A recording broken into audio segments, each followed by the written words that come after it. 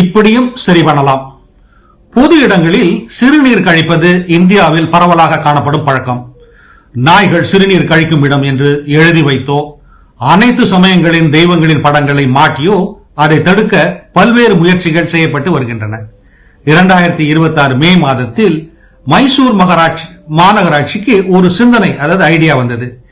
எதிரே இருப்பதை கண்ணாடி போன்ற பிரதிபலிக்கக்கூடிய எஃகு ஸ்டெயின்லெஸ் ஸ்டீல் தகடுகளை பொருத்தினால் என்ன என்று யோசித்தார்கள். அதன்படி ஏறக்குறைய 9.5 லட்சம் ரூபாய் செலவில் எஃகு தகடுகளை பொருத்தினர். பொதுவாக பெரும்பாலும் எந்தெந்த இடங்களில் சிறுநீர் கழிக்கிறார்களோ அந்தந்த இடங்களில் அவற்றை பொருத்தினர்.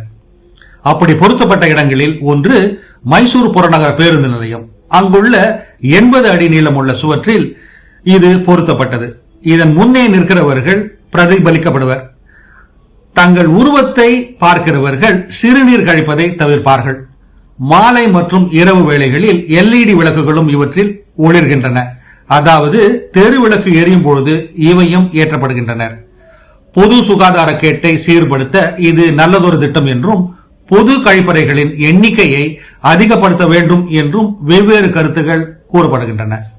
இந்த ஏற்பாடு செய்யப்பட்டதும் ஒரே நாளில் பழக்கத்தில் 90% குறைந்துள்ளது என்று கூறப்படுகிறது. பிரச்சனை எதுவானாலும் அதற்கு ஒரு தீர்வு இருக்கும். மாற்றி யோசிக்க வேண்டியதுதான் தேவை.